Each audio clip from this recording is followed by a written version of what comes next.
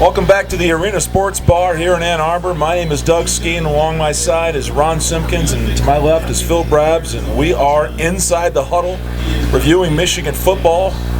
And guys, let's go back to week one. Let's talk about it. It was exciting. It was a beautiful day in Ann Arbor. The outcome was great. What were your impressions of week one, Ron? I think the game really took its normal flow as the first game, as far as the tempo and everything. The turnovers is something that really, caught me off guard. You can't do that in big games, turning the ball over early in the first quarter, because it can change the whole momentum, and momentum is so hard to get back once you've lost it. But I think it went the normal process and getting some young guys in the game an opportunity to play. Yep. Phil, special teams early. It's great. You got a guy who made his 14th consecutive field goal. He's looking to beat Remy Hamilton this season against Notre Dame, which Remy had a big kick against Notre Dame. But special teams played great. Defense played good. Offense played good, and that's enough to win a football game. Well, I thought the team clearly played good and great in some areas. I enjoyed the team speed. There was early in the game, Ron, there was a fumble, and Central Michigan put the ball on the ground. And I think it was their back was standing near the ball, and he went down to reach down to grab it, and I think it was Ross. Great collision. Came in and absolutely bent that kid in half. You could hear that shot all the way up the stands. Great collision. You hear the whole crowd went, ooh, it was awesome. But it lets you know they were ready to play. They were flying around, and then the block punt, and it was exciting, and I thought, wow, is the offense ever going to get on the field? And then when they did, it wasn't exactly the start that we had hoped, I think, with them coming out passing, and then there was sort of the back shoulder pass and the interception. The defense rose up. I think your overall impressions of the defense as a whole, Ron, did you feel like it met your expectations? Where did that fall in? I think the defense played well. I really do. The linebackers and defensive backs played well. Like I said, a lot of rotation with the defensive line, which he normally does, and he did when he was in the pros also. But I just think the young linebackers played well, got a chance to play, and defensive backs really stepped up. I think they really improved this year. You could see it, and they didn't have Cam in there, and they still stepped up and played well. Yep. Those young, I like Wilson at the safety spot back there. Very well. I mean, that's a big kid back there running around, and he's still young. He's skinny out there. He looks like that microphone stand. But he's going to get bigger and stronger. It's exciting for the future. What I was most impressed by the defense is the way they responded after the interception inside the 20, and that's where they're showing their mental toughness, which is what Hoke's all about and the program's all about is what do you do when your back's up against the wall, and I think they responded, and I think that's going to help them in the Notre Dame. The sudden change, right? Sudden change. To the old Michigan football where sudden change wasn't automatically a touchdown when other team got the ball now. And I think those stands right there just showed the improvement of the defense. They were good. They got better as the year went on last year, but this year they're starting out playing. They're starting out higher. Right. So the expectations are just get better and better. Offensively, guys, my impressions were, again, not the start that we'd wanted to see. I think that we were looking to just kind of, maybe grind it out 80 yards and punch that thing in. But early in that game, there was a couple plays that stood out to me. And there was a long touchdown pass early in that game, and Kalis, who I identified last week as my guy to watch. He did. He was uncovered in a pass protection situation, and he had no rush. And when you're a lineman, you're taught in a pass pro situation, when you're uncovered and you're not being rushed, find somebody and break their spirit. And he did that. I think whoever was rushing over Schofield was locked up in a block, and Kalis went over there, and another one. It was early in the game. The shot you could hear 50 feet up, or 50 rows up in the stadium. It was awesome. And that's the kind of nastiness that all the great offensive linemen have. And I thought, that is such a wonderful sight to see. A young offensive lineman trying to break people in half. Not just block them, but break them in half. It was awesome. But my guy, Norfleet, had some great runs. He got a little cocky, I think, at times. But I think he showed that after he get a little more seasoning, he used to be in pressure situations, that he can be a threat on kick returns and punt returns, and make us a much better team on special teams, I think. Well, there was something you mentioned earlier, that defensive line. 10 defensive linemen played in that first quarter. Talk about rotating. Now, I think Madison was up to two things here. Correct me if I'm wrong. who want to get as many new faces in there to see what they can do. But also, that's his game plan. Is it not, Ron? Oh, it makes sense. When you think about it, the great teams really have a great rotation, especially in the defensive line position, because these guys, you know, they're 300 pounds plus now. It's not really the days before we playing with 250-pound defensive linemen. These guys are 300 pounds plus. And you can get a chance now to get these guys rotated and be fresh. So it doesn't matter in what quarter they're playing. You're going to get the same the same aggressiveness and everything else out of these guys late or early in the game now, because they know they're going to play. So it's not I have to give it all now or I'm not going to get a chance to play later. Yeah. Phil, the stable of running backs seems to be back at Michigan. There are 4 or 5, maybe 6 guys that are capable of coming in there. What were your thoughts on our running backs? Toussaint's still my man. You know, I want to see him get the ball 25 carries. You know, back when I was there at Michigan, probably when you guys were there, the backs got the ball 25, 30 times. For me, it was Anthony Thomas for a couple years. The greatest part was we would tell some games, we would tell the linebackers, hey, it's coming right here. Yeah, we're coming right here right now. And they it didn't matter. And, come on, it's coming right here, and we're going to do it anyway. It didn't matter. And that's what I love about Michigan football. You had Chris Perry, he had 50-plus carries against Michigan State on the road, and we went at him. And I want to see that. I think he gave a lot of guys a lot of opportunities. I think that the running backs did good. Yeah. But I want to see that number one guy stand up and say, you know what, give me the ball. I'm going to get that first down. I'm going to get that score. I'm the Michigan running back. But you know what, though? Those days are over. You know, I just don't sit, because you got young guys that come into schools, they're not going to sit and wait. You know, they don't get the opportunity to play early. They usually leave. I think you're right. The expectations for these guys, they're going to play. I don't know that we'll see that kind of approach 40, 50 times a game. It was awesome. And that might be the necessity going forward, depending on what happens with the injury situation. Real quick, guys, there were a couple things that were a concern. The turnovers, we talked about it. The first pass, okay, you know what, I'm going to give Gardner a free pass on that one. The second one that bothered me is there was a little bit of pressure, and I felt like he threw it up for grabs. And I know that young quarterbacks, and all quarterbacks, young and old, are taught, don't throw it up for grabs. And I felt like that one he kind of did, chucked it as far as he could, and the safety or the corner for Central got underneath it. He will grow past that, but on that play, and we've talked about it before, the back was the one who allowed the pressure on that play. So as good as these running backs are at running the ball, blocking is equally as important. So you're gonna step the games up. Yeah, it was a win. It was a big win. It was a nice day. I sat on the home side, so I didn't get a sunburn on my forehead, which was nice. I was over there too. Shade. I was over there too. We'll be right back here at the Arena Sports Bar in Ann Arbor. Welcome back to the Arena Sports Bar here in Ann Arbor. I'm Doug Skene. To my left, Phil Brabbs. To my right, the great Ron Simpkins. Guys, let's talk a little bit more about last week's game. Real quick, my personal affinity and love affair with the offensive line, we've got to review it. We talked about how would the interior line respond in their first outing. Talked a little about Kyle Kalis. The kid is going to be good. He's technically he's ahead of his years. I've said this before. He's going to be good. He's got an aggression. I thought that Miller and Glasgow showed signs that this unit, I think, is going to be just fine.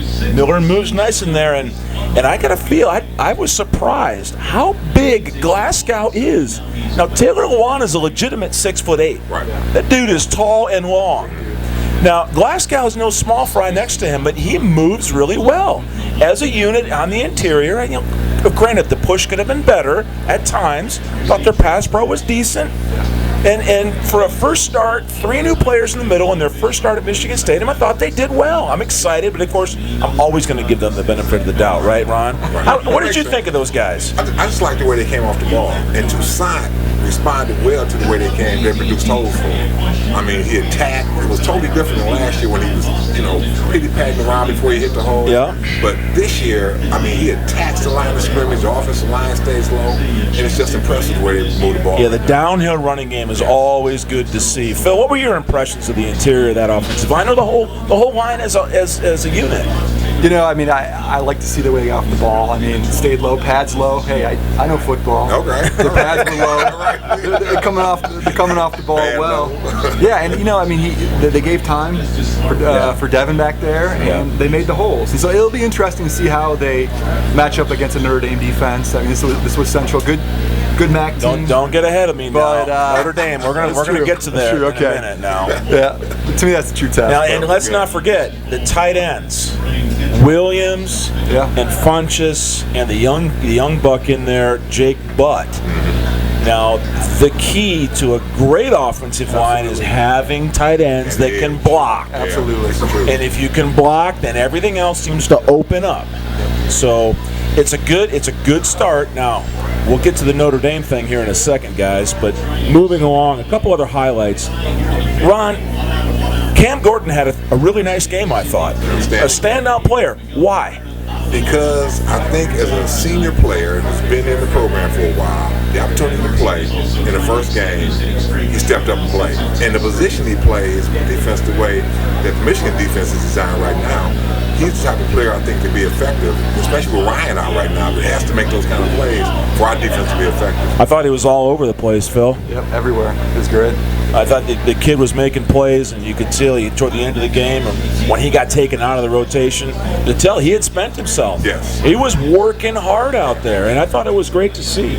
Another standout player made an exciting play early in the game there, Joe Reynolds. Phil, talk about Joe Reynolds. Well, Joe being a fifth-year guy, so I walked on in Michigan, and I finally got my start my fourth year, so a little year before him. But as a walk-on, you guys were the scholarship guys, you know.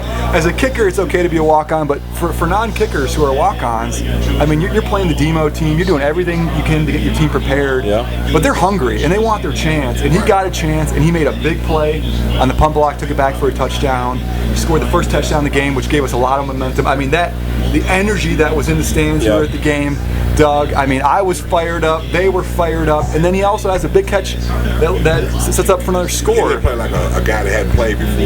Yeah. And when he scored, the way the team responded to it when he came to the sideline, that's what you really. I was going to say that was impressive. I had the fortune to sit close to that sideline, and I was watching during one of the many TV timeouts. The smile on that kid's face was priceless, and he was looking up in the stands for his friends and family, and just the big glare on his face. And they talk about being a walk-on, but I'm here to tell you, and I think, Ron, you'll agree, I don't care if you're a walk-on at Michigan, whether you're a scholarship guy at Michigan, when it comes your time to play out there and wear the uniform and put points on the board or stop points from getting on the board, it's a big deal no matter who you are. And there is no difference in that locker room. Absolutely. Players are players. It doesn't matter. And it was very excited to see, very happy for him and all the players that made plays. I think that's the difference between guys that have played and you're sitting there watching games and you realize what takes place in the locker room, the kind of camaraderie. And to see a guy play well and to see the response of his teammates, those are the things that separate, average schools from schools that anticipate guys playing well and wanting people on the team to play well. Yeah, for those that are there, during one of the TV timeouts, they run that promo, that promotion in the ends. They talk about Michigan and Coach Schembechler's team speech. I don't know about you guys, but I was covering up the tears in my eyes from my son who was sitting to my right. It gets me every time. Yeah. And then you look at the players on the sideline, and we've been there. We know. And maybe that's why I get teary-eyed every time I hear that voice and he talks about the team and you see it in front of you. And I hope fans can appreciate how much it's not just a slogan. That's right. It means so much to this day. Look at us. Yeah. We didn't even play on those same teams, but we feel like this is the family. And you don't have that at a lot of other schools. I'd say there's a few. There's a few out there, but Michigan is at the top. That's what makes it special. It makes it special. Now, there's one more thing we got to talk about with another young player. Derek Green came in that game. What were your impressions of Derek Green? A massive running back. I mean, just huge. Huge. Yeah, but we talked about before. You come in as a freshman with a lot of anticipation. People, 5-star, 4-star, all that stuff. Once you put the pads on, it's about playing football. Yep. Right. Yep. But when you come as a freshman, sometimes highly touted, you might come not in the greatest shape in the world. Yep. So you have to earn your spot. We talked about it before too, going from fourth team to second team, fourth team to third team. Now you're second team after an injury. And anticipation is he's going to do the same kind of things when he gets a chance to play now. I think he'll be ready now. Right. I think it's simple. You know, I study engineering at Michigan. There's two physics equations that come to mind when I see Derek Green. I'll educate you guys, okay? Please. There's two equations. Force equals mass times acceleration, right? That's one. And the second one is momentum equals mass times velocity. So I don't care how big you are, but if you can accelerate with that ball and you get some speed, you're gonna hurt some linebackers and some corners who are gonna try to wrap up and make some plays. So if you can get off the ball, if you can take that handoff and get some speed going, he's going to be a wrecking ball in there, and I'm excited to see what Derek can do against Notre Dame. Go ahead and say it against Notre Dame. Against that team and this downhill attack suits this young kid so well. It does. And I'm watching him, and I'm like, man. It was reported that he showed up at 240, and we joked about it. I'm sure it wasn't closer to 260 because this is a big kid. Down to 240. He's down to 240. So he broke one. He got into the secondary, and then he got caught. And I thought, Well, that just lets you know they can there's high school shape, right? And then there's big-time college football shape. He's not there yet. When he does get there, it's going to be scary. I think so. Scary good. It'll be exciting stuff. All right, guys, good stuff. We're going to be back here at the Arena Sports Bar shortly. Come on back. Welcome back to the Arena Sports Bar in Ann Arbor, Michigan. Again, my name is Doug Skene. To my right, the great Ron Simpkins, and to my left, the great Phil Brabbs. Guys, we've been waiting all summer, some of us since last fall, when the last time Michigan played Notre Dame. And there's a lot of talk about this game. I know it's a red-letter game on the wall in Schembechler Hall and that schedule that's on a team wall in there. It always has been.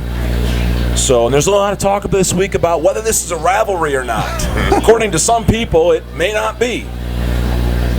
Before we get to my answer, I'm going to go around the table here and ask, is this a rivalry? And now that we know this rivalry is coming to an end, if it is a rivalry, Ron, will this be missed? Will it be missed from the players' point of view? We know it'll be missed from some fans, but your thoughts? I think that it's definitely a rivalry. It's one of those games that motivates players during the summer to get ready, get in shape. We talked about before, you play Central Michigan, but the idea is that you're getting ready for Notre Dame afterwards. Now you can play. Now you can talk about it. Sunday. Now you can prepare for it. You can act like it really exists. It's going to happen, that kind of thing. And it really does mean something. So the whole idea of it being a rivalry and it being a red-letter game in Michigan's schedule, it means the world right now. But I said before, my prediction last week that if we can get past them, we might get to the point where we can have an undefeated season. So unless we win this game, we can't get to my prediction. He's jumping way ahead. So don't get ahead of the predictions yet. But this game is a rivalry, according to Ron Simpkins. In the 70s. It is. Okay. Phil, what say you? In the 90s, I started in 99. My first game was against Notre Dame. We squeaked one out at the end, and my second career field goal was against Notre Dame at Notre Dame, and I was excited. I mean, there's something special playing Notre Dame, and I remember them playing Notre Dame when I was young. I loved to watch the Michigan Notre Dame game. I was born in 1980, so when I was in the womb, maybe. I really feel old now.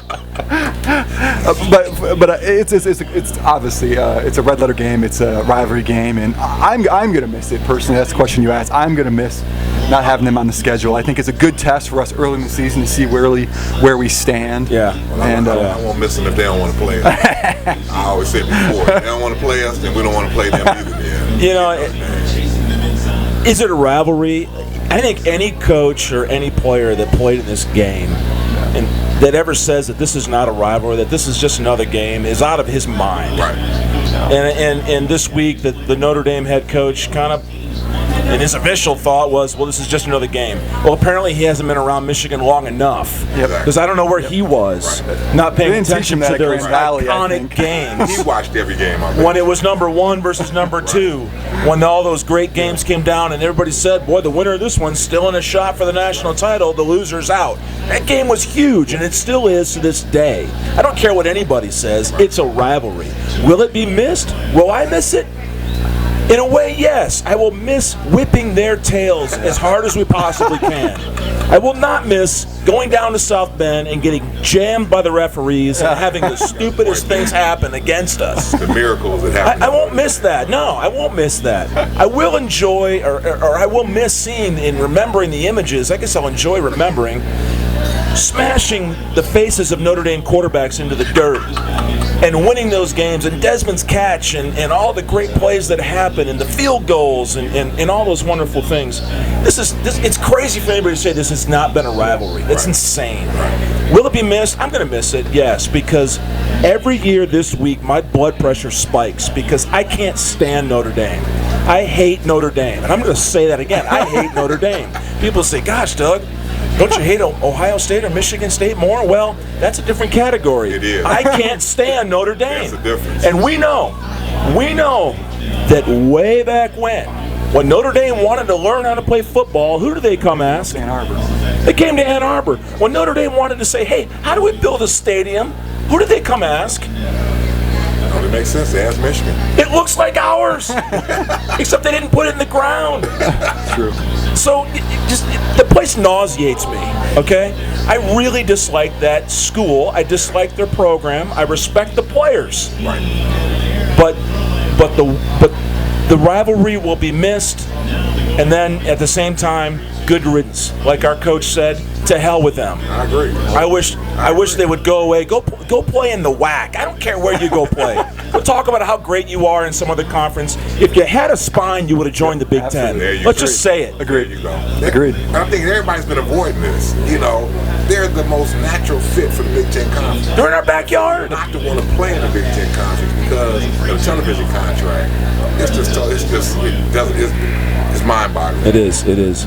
Let's talk about the Notre Dame experience a little bit for us personally. Ron, Phil, going back to your career and your time, what stands out about your time against Notre Dame? And what happened in your time on our teams? Well, my 99 was Tom Brady's fifth year, senior year.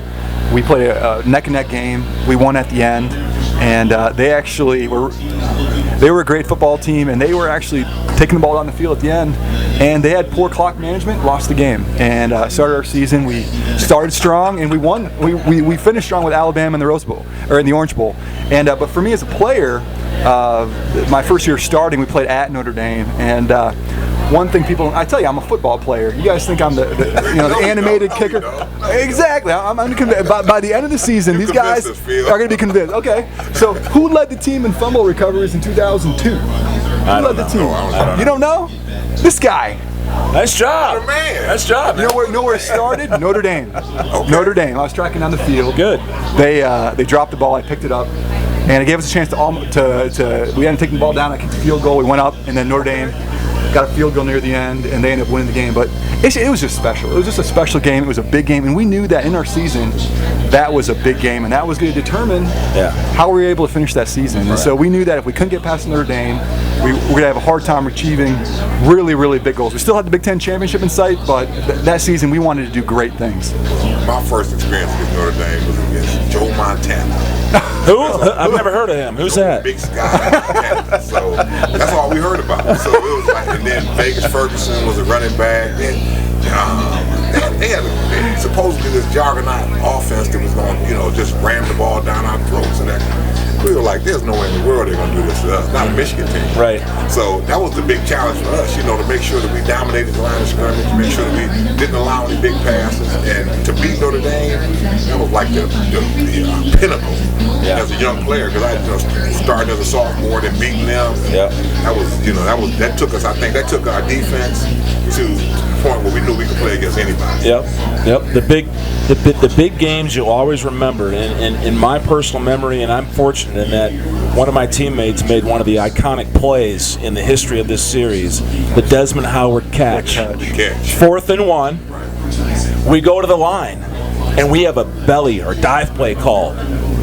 And we all come up in the offensive line. We get down in our stances, and we're pitched forward because we're going to just grind this thing out. We got to get a yard. They bring 8, 9 guys in the box. They're crowding everything, and I was like, all right, here we go. It's on. And then I hear Elvis check out of it, and the audible at the line, and I thought, oh my God, what is he doing? So I'm in a run stance. I can't change my stance. So he checks out of it, and I'm thinking he's going to run the short little out pass or some little dink to get the first down. So we check out of it, set up in a pass pro. Everything's cool. I look up and see the ball heading to the corner of the end zone, and there's no one over there. I'm thinking, oh, great, we just turned the ball over. And then out of the corner of my eye, a streak of blue and maize and blue. There he goes, and he stretches out and catches it. I about freaked out. I remember, I couldn't believe, oh my God, and we run into the end zone, and the rest is history. And the greatest part about it for me is my kids see me every year this year, at this time of year on television, because I run in the end zone holding up Desmond. And we're all in there, and we used to joke, Everett and Kakuzo and I would say, man, we got to get in the end zone when Desmond catches the ball so we can get on television. So we all sprinted down there to get on television. And it paid off. Did you pose? 20 years later, I'm still there. I have friends and family, hey, I saw you on television. Yeah, I know, it's that time of year. So now the series is ending, and I'm not going to be on TV anymore. Another reason to dislike. That's right. And we won that day, and it was great. The other part about that victory was there was 6 minutes left in the game, and we just ran out the clock, punched it down their throat, end the game. What a great feeling. Wonderful day. That's the way we hope it's going to go on Saturday. But we're going to talk about that in a moment. We'll be back from the Arena Sports Bar in Ann Arbor to cover the next Notre Dame, Michigan saga. Welcome back to the Arena Sports Bar in Ann Arbor, Michigan. Guys, it's come to that time of the evening where we need to talk about predictions. And if you don't mind, I will go first. Michigan's going to win this football game, my friends. Really? Yeah, imagine that. I picked them to win. The question is how?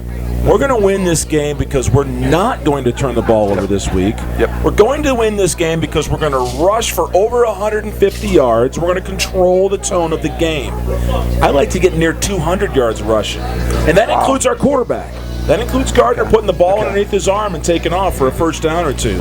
I just think that we've got an emotional edge going into this game. I think we have more depth. Now, this is not going to be an easy task. They've got a couple really nice players in that defensive front. I just don't know that as a package, as a team, that Notre Dame has more weaponry than we do. And the emotions in this game in our stadium on Saturday night all fall in our favor. We're going to win this game 28-20. Ron, go ahead. Wow. I can't give you a score, but a margin. It'll be a close game, probably by 3 points, something like that. But I think the most crucial part of this game is going to be turnovers. If we don't turn the ball over, we can control the clock. I think that our offense is playing well enough now that we can get points. And we can control the clock, like I said before. And the defense plays well enough. And I think not having Golston there, quarterback, gives us an advantage. Because it takes away the threat of the run pass of the quarterback. Because I just don't think Reed's playing right now can hurt us on offense running the football.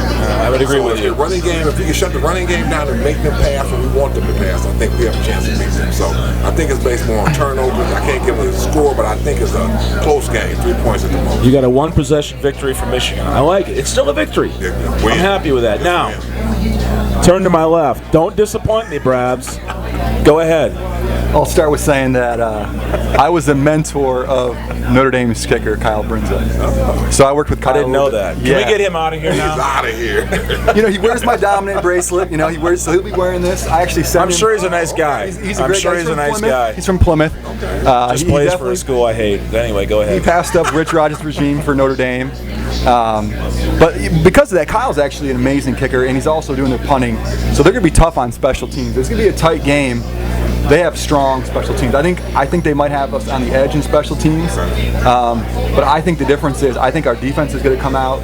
I mean, the stops they had when those turnovers and they turned down and forced CMU to kick the ball. That to me was they're going to play with that same emotion, and then they're going to expect the stop. And so I think our defense is going to be key to the win.